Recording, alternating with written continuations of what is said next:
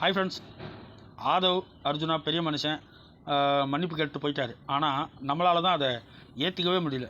இப்போ என்ன அப்படி தப்பாக சொல்லிட்டார் ஆதவ் அர்ஜுனான்ட்டு மன்னிப்பு கேட்குற அளவுக்கு போயிருக்காருன்னு எனக்கு தெரியல.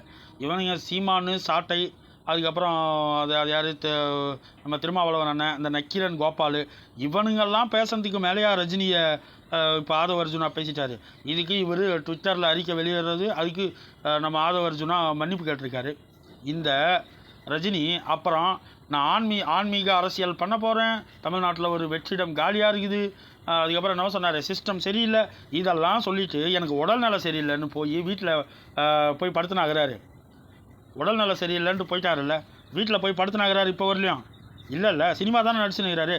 இந்த சினிமா நடிக்கிறதுக்கு உடம்புல தெம்பு இருக்குது, அரசியல் பண்ண தெம்பு இல்லை. ஏன் தெம்பு இல்லை?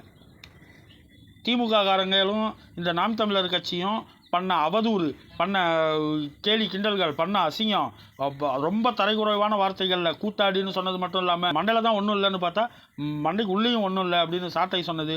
சீமான் வெற்றிடம் காலியாக இருக்குது, அதில் போய் படுத்துக்க, அதாவது சுடுகாட்டில் போய் செத்து போயிரு அப்படின்னு சீமான் சொன்னது. இது இது இது எல்லாத்தையும் தாங்க முடியாமல் நீங்கள் பயந்து தான் அரசியலை விட்டு போயிட்டீங்கன்னு ஆணித்தரமாக எங்களால் அடித்து சொல்ல முடியும். இதை சொன்னதுக்கு இவர் அறிக்கை வெளியிடுறார்.